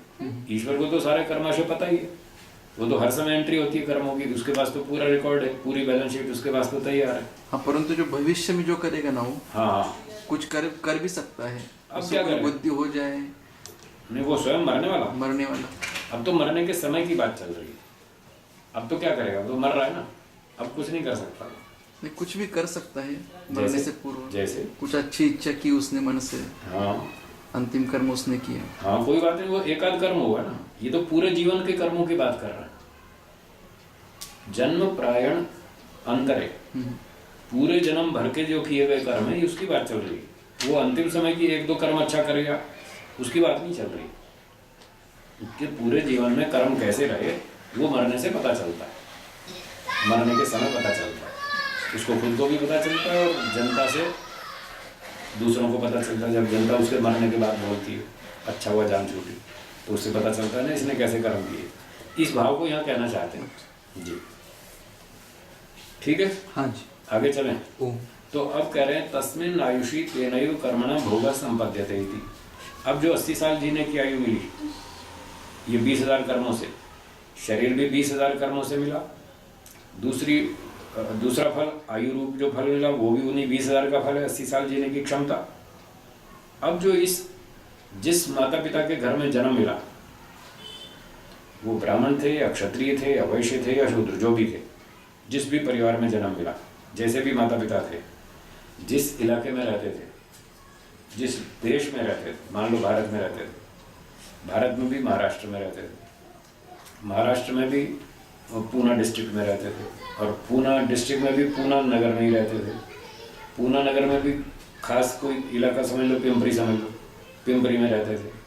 तो अब जिस आत्मा को उस माता पिता के घर में पिंपरी में भेजा है, उस परिवार में जो जन्म के समय संपत्ति है, जितनी उनके पास बैंक बैलेंस है, मकान है, ज़मीन है, मोटर गाड़ी है, सोना चांदी है, नौकर चाकर हैं, जो खाने पीने के साधन हैं, ये सारी संपत्ति, और उसके माता पिता की बौद्धिक योग्यता, उनके संस्कार, विद्या, आचरण, ये सारा उसका भोग कहलाता है।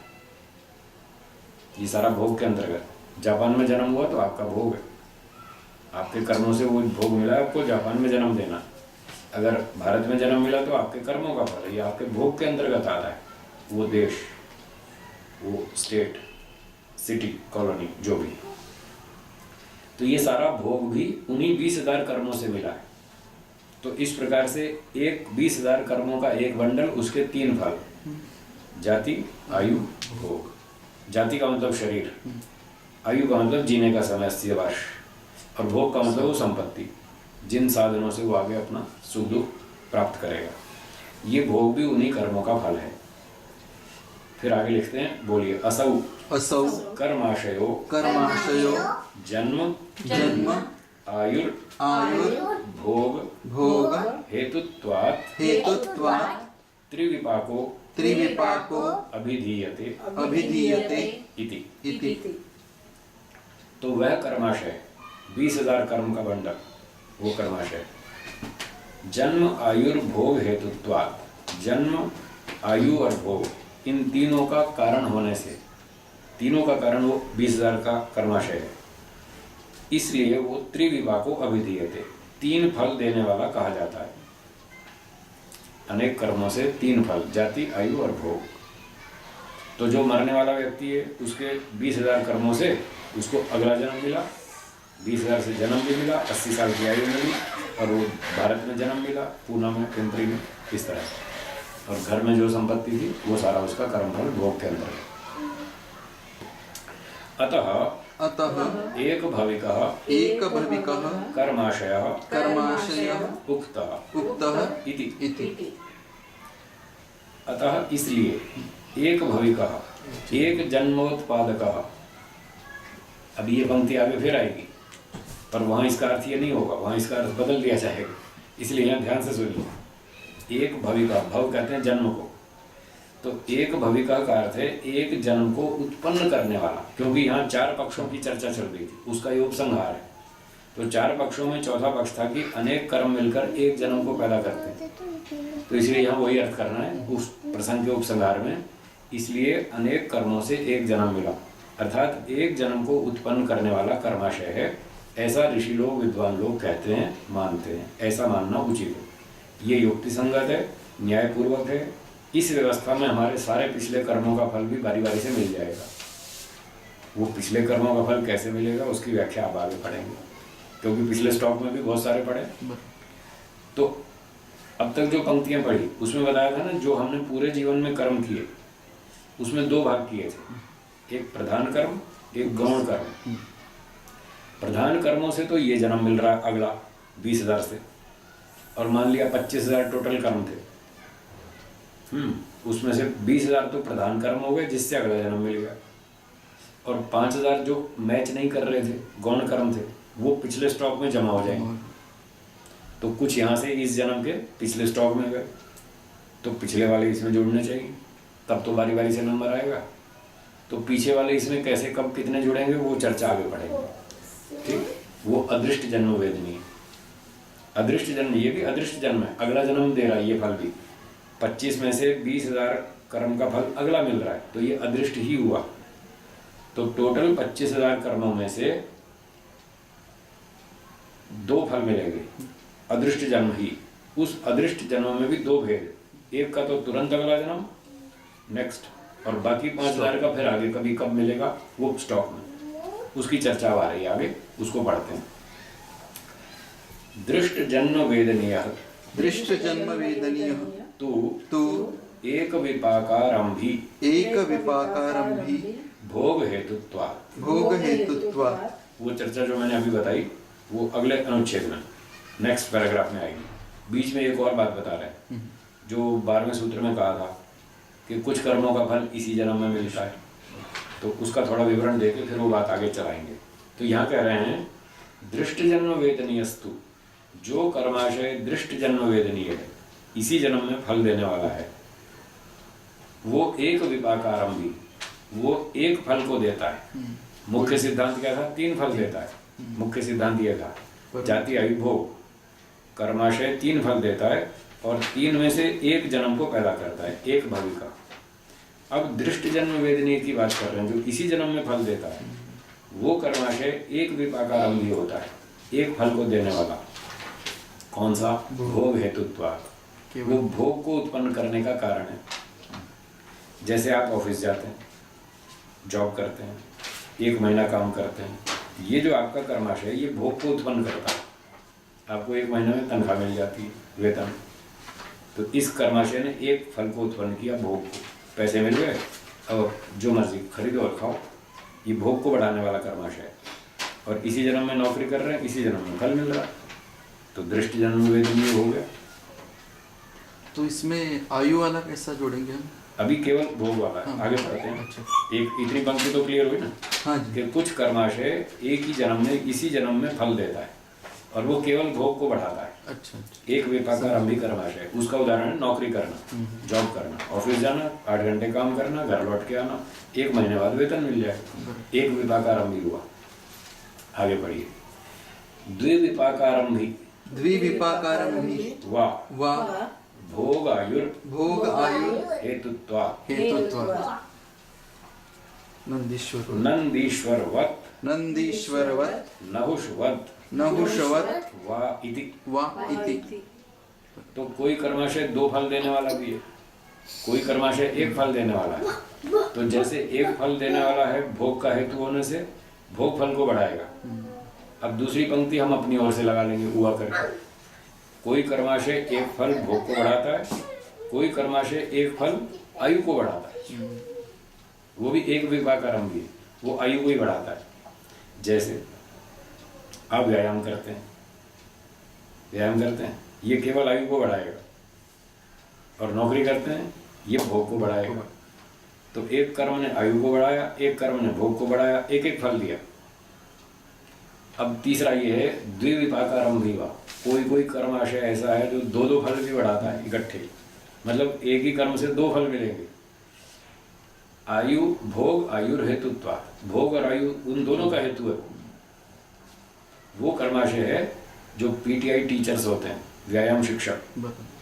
वो स्कूल में जाके व्यायाम सिखाते हैं स्वयं बच्चों को, स्वयं भी दंड लगाते हैं और तुम भी लगाओ स्वयं भी दौड़ते हैं और उनको भी दौड़ाते हैं।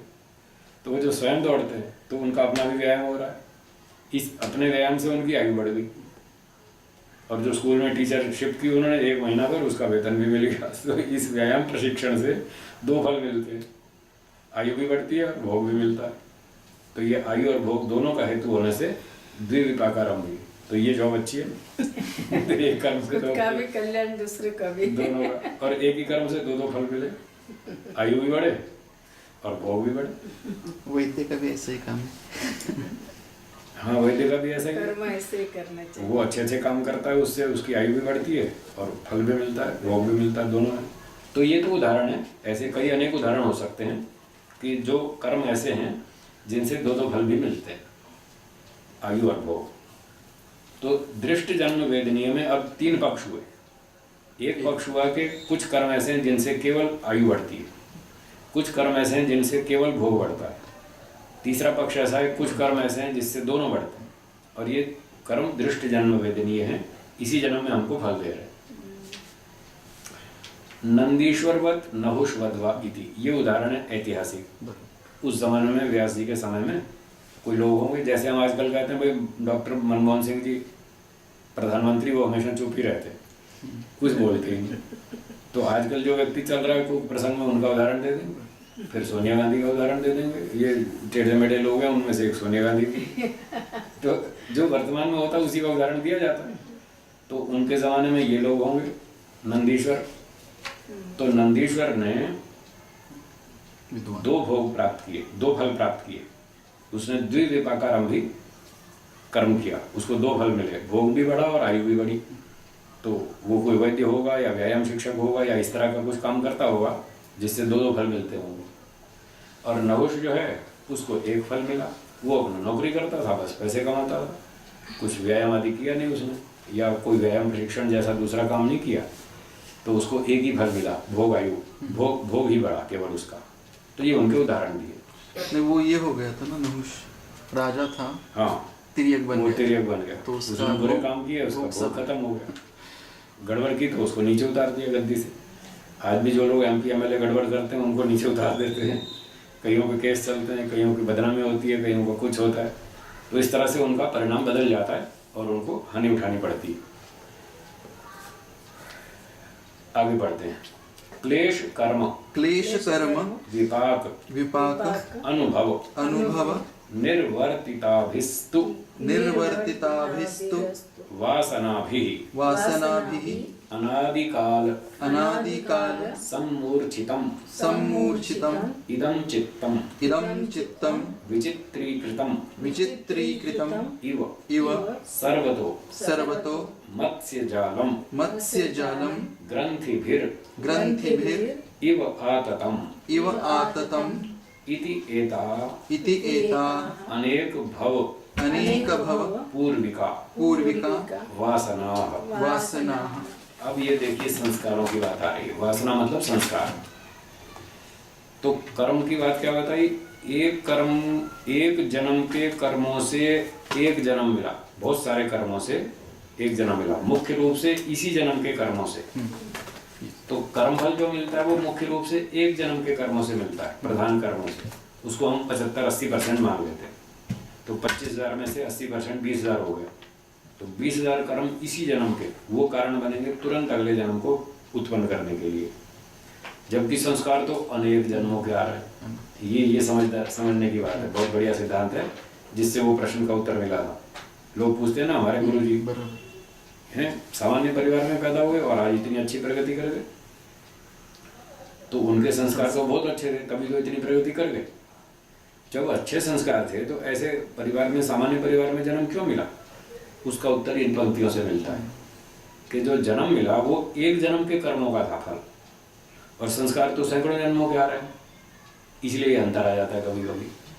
तो अनेक जन्मों में बहुत अच्छे संस्कार जमा कर लिए और पिछले जन्म में कुछ गड़बड़ हो गई, कभी कभी हो जाती है, मन पर नियंत्रण नहीं रह पाता है। जैसे किसी ने इंदिरा गांधी को गोली मार दी थी, बाकी तो रिकॉर्ड अच्छा ही था उसका, एक दिन ऐसी गलती कर दी। अब जैसे रावण है, उसका उदाहरण देते हैं इतिहास का। वैसे तो अच्छा विद्वान था, पढ़ा लिखा था, राजा भी था, विद्वान भी था, बुद्धिमान भी था, रोज हवन करता था, इतने शास्त्रों का पंडित था, बहुत सारी अच्छी बातें थी। एक दिन गड़बड़ कर दी तो फिर आज तक उसको मार पड़ रही है। अब तक इतने साल हो गए, हर साल उसका पुतला जलता है। सोनिया गांधी का पुतला तो साल में एक आध बार जलता है, उसका तो हर साल जलता है। लाखों साल हो गए, अब तक जनता का गुस्सा नहीं उतरा। अब तक वो हर साल फूक रही है पुतला, उसका पुतला। तो एक आध गलती हो जाती है कभी कभी, तो फिर उसको उसका दंड भोगना पड़ता है। तो कर्म तो मुख्य रूप से एक जन्म का और संस्कार अनेक जन्मों का। इस प्रकार से यहाँ भाष्य में ये बात समझा रहे हैं कि क्लेश कर्म विपाक अनुभव वर्तिता निर्वर्तिता विस्तु। तो क्लेश, वो 5 क्लेश हो गए, अविद्या, अस्मिता, राग, द्वेष, अभिनिवेश, ये 5 क्लेश हैं। फिर कर्म, उनसे अनेक वर्षों से, अनेक जन्मों से ये 5 क्लेश हमारे साथ चले आ रहे हैं। फिर उन क्लेशों से हम प्रेरित होकर कर्म भी करते आ रहे हैं, सकाम कर। फिर उन कर्मों का विपाक, फल भी, अनुभव भोग रहे हैं। तो कितने ही सैकड़ों जन्मों से हम कर्म कर रहे हैं, क्लेशों से प्रेरित होकर सकाम कर्म कर रहे हैं। फिर उन सकाम कर्मों से जातीय फल, ये फल भी भोग रहे हैं। और वो जो फल भोग रहे हैं उससे हमारे अंदर सुख दुख के संस्कार बन रहे हैं। कर्मों के भी संस्कार बन रहे हैं, फल भोगने के भी संस्कार बन रहे हैं, दोनों तरह के संस्कार बन रहे हैं। यज्ञ किया 50 वर्ष तक, तो ये कर्म करने का संस्कार बना। अब उसका सुख फल भोग, तो सुख फल भोगने का भी संस्कार बना। वाह, बहुत अच्छा आनंद है, बढ़िया परिवार है, इतने बुद्धिमान माता पिता, धार्मिक हैं, सदाचारी हैं, पढ़े लिखे हैं, परोपकारी हैं, तो अच्छे घर में सारी सुविधा और रोज अच्छा अच्छा प्रशिक्षण मिलता है माता पिता से, तो फल भोग रहे हैं, अच्छा सुखदायक, उसका भी संस्कार बनता है। तो कर्म का भी संस्कार बनता है, फल का भी संस्कार बनता है, और ये सैकड़ों जन्मों से चला आ रहा है कार्यक्रम। तो कहते हैं इन सब कर्मों के फल भोग से जो उत्पन्न हुए हैं संस्कार, निर्वर्तिताभिस्तु, उत्पन्न हुई वासना भी संस्कारों से, इतने जन्मों के फल भोग की संस्कारों से। ठीक है। फिर क्या हुआ? अनादिकाल सम्मूर्छितम इदम चित्तम। प्रवाह से, अनादिकाल से, कितने ही करोड़ों जन्म हो गए, लाखों जन्म हो गए, ये संस्कार वाला चित्त चले आ रहा है। वही करोड़ों साल तक एक ही चित्त बार बार आत्मा के साथ चलता है हर जन्म में। तो अनादिकाल से, अर्थात प्रवाह से, अनादिकाल से, सम्मूर्छितम, क्रियाशीलम, जो जीवात्मा के साथ एक्टिव है, क्रियाशील है, ये इदम चित्तम, यह चित्त जिसमें ये सारे संस्कार इकट्ठे होते हैं, सारे संस्कार जमा होते हैं, वो चित्त विचित्रीकृतम, अलग अलग संस्कारों से वो बड़ा विचित्र सा बन गया है। जैसे ये छोटे बच्चे कागज के ऊपर इनको पेन दे दो और ये आड़ी टेढ़ी लकीरें मारेंगे, ऐसे मारेंगे, फिर ऐसे मारेंगे, फिर गोल मारेंगे, ऐसे घूच मूछ करके उसका रंग बिरंगा कर देंगे। तो ऐसे ही चित्त के ऊपर भी ऐसे बड़े विचित्र से संस्कार उसको रंग बिरंगा बना देते हैं, अजीब अजीब, कोई घोड़े वाले संस्कार, कोई गधे वाले संस्कार, कोई बकरी वाले संस्कार, सब प्रकार के संस्कार हैं इस चित्त में। जितनी जितनी योनियों में हम चक्कर मार के आए ना, वो सारे संस्कार हमारे इस चित्त में विद्यमान है। पर अंतर ये है कि जिस तरह का हमको शरीर मिलेगा उसी तरह के संस्कार जागृत होंगे, बाकी संस्कार चुपचाप पड़े रहेंगे। आजकल की भाषा में अगर मैं कहूँ, कंप्यूटर की भाषा में, तो हमारे एक ही चित्त में हजारों प्रकार के फोल्डर्स पड़े हैं संस्कारों। घोड़े के संस्कारों का एक फोल्डर, वो एक बंडल बंद है, एक पैक थैला। फिर गधे के संस्कारों का एक थैला अलग है, वो फोल्डर। फिर बिल्ली वाला अलग है, कुत्ते वाला अलग है, ऊंट वाला अलग है, बकरी वाला अलग है। सैकड़ों फोल्डर पड़े हमारे चित्त में। जितनी जितनी योनियों में हम चक्कर काट के आए वो सारे फोल्डर्स पड़े, पर वो अभी खुलेंगे नहीं। अभी केवल मनुष्य वाला फोल्डर खुलेगा, क्योंकि मनुष्य वाला शरीर है। ये बात आगे चौथे चैप्टर में बताई गई है योग दर्शन में। तो जैसा शरीर होगा उसी के अनुसार वो संस्कार जागेंगे, बाकी योनियों के संस्कार चुपचाप पड़े रहेंगे, वो नहीं जागेंगे। तो फिर भी वो हैं तो सही। और यदि हम मनुष्य योनि में हैं तो मनुष्य योनि में ही इतने ढेरों संस्कार हैं, उससे भी ये बड़ा चित्र विचित्र हो जाता है चित्त, बाकी सारे फोल्डर पैक हैं, वो नहीं खुल रहे। केवल मनुष्य योनि के ही संस्कार इतने ढेरों हैं, उसी से ये रंग बिरंगा हो जाता है।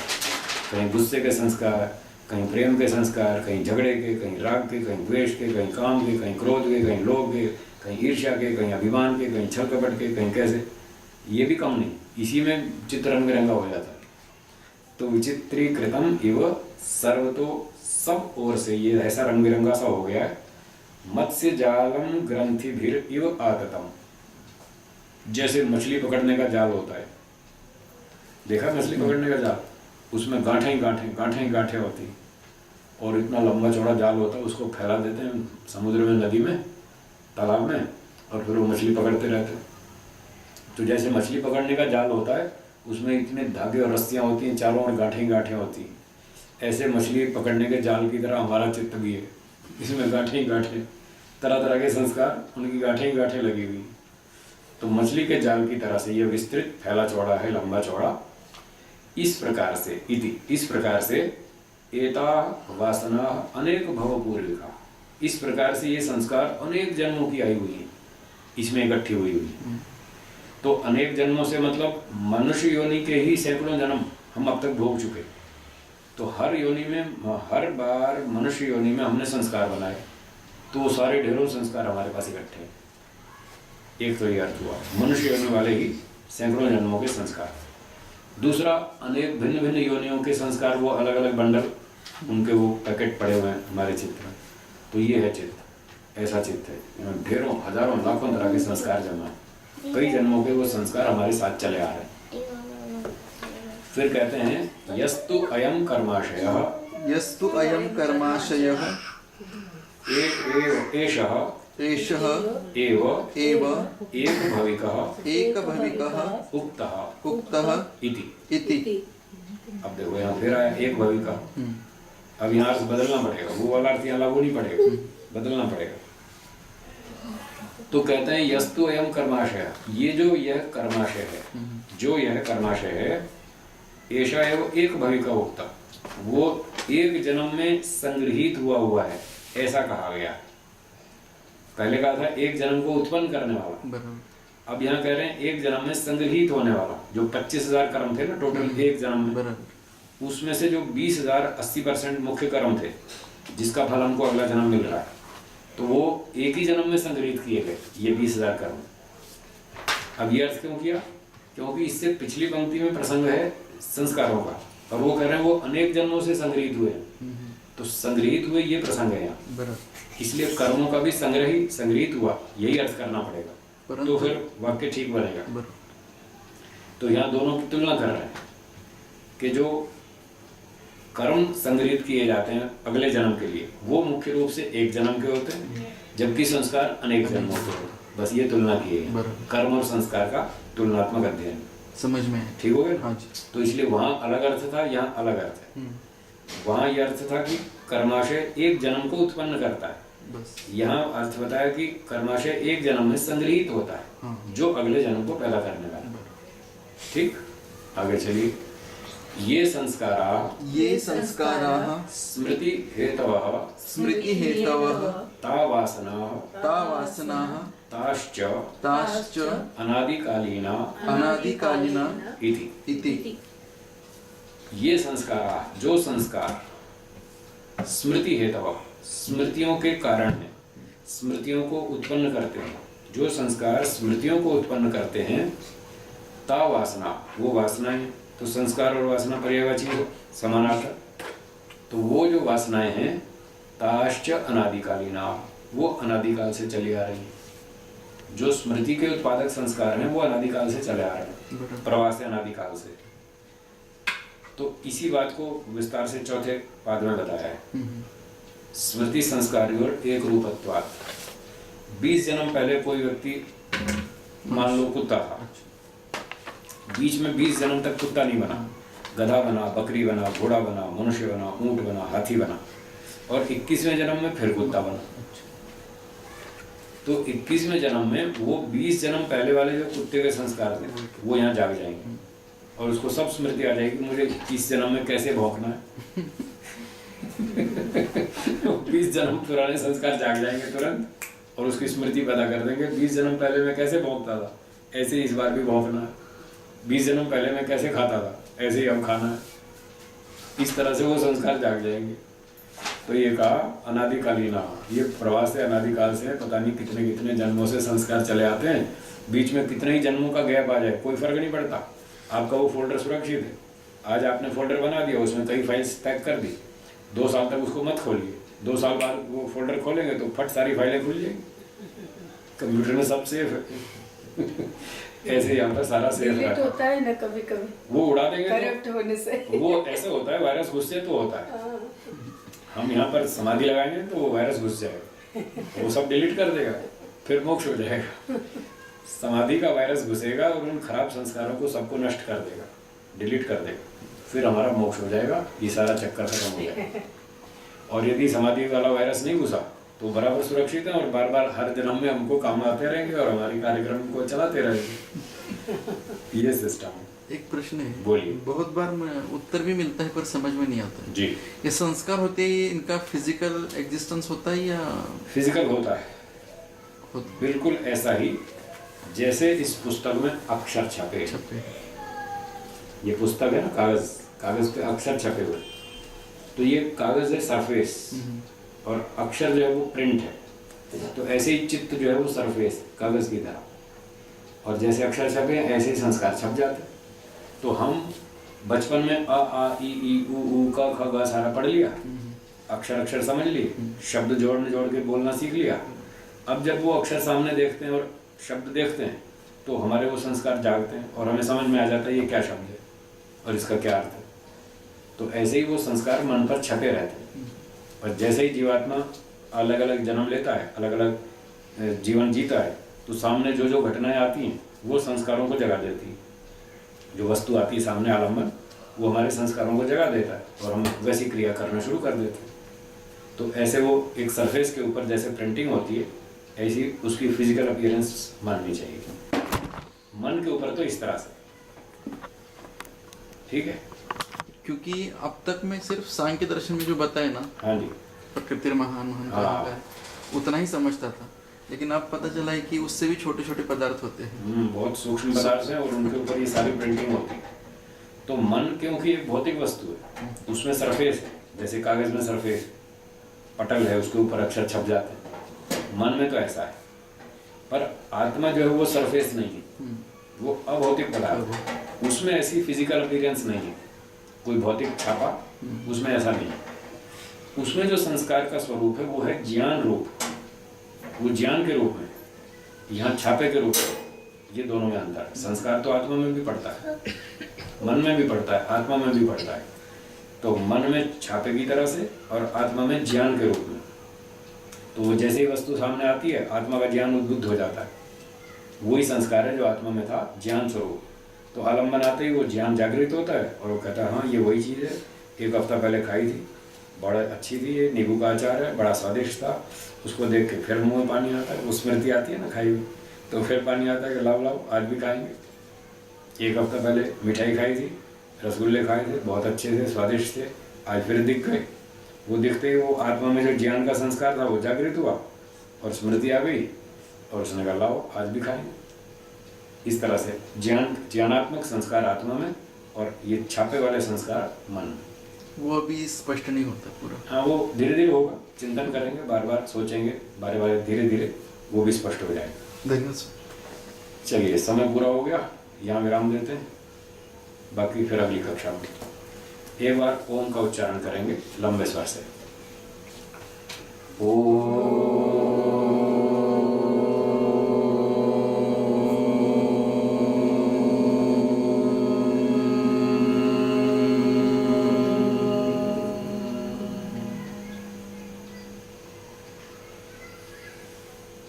सबको नमस्ते, धन्यवाद।